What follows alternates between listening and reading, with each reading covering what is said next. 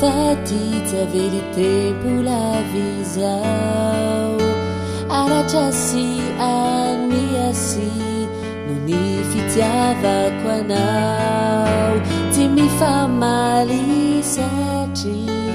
fotsy mifangy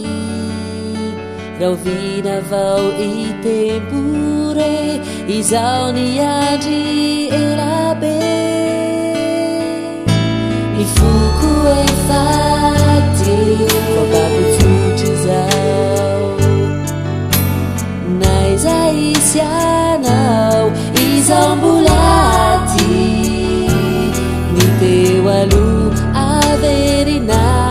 izay tsy nety avelao andefa fitiray anova be diabe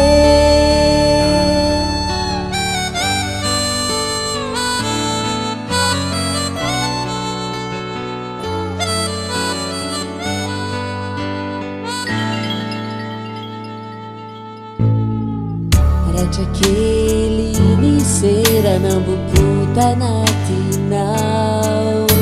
ny foko ita irireo tsara natao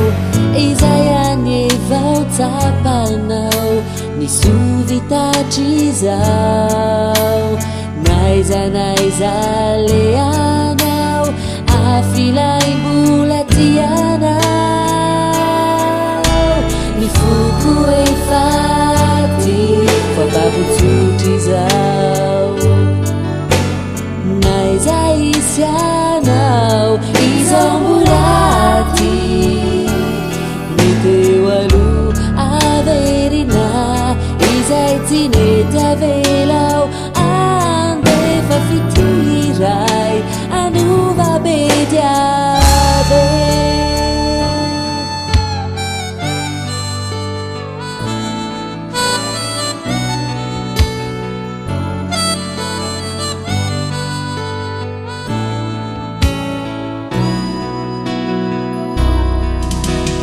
Fuku efati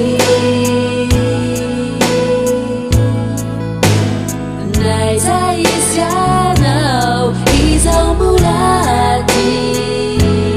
ny teo aloha averina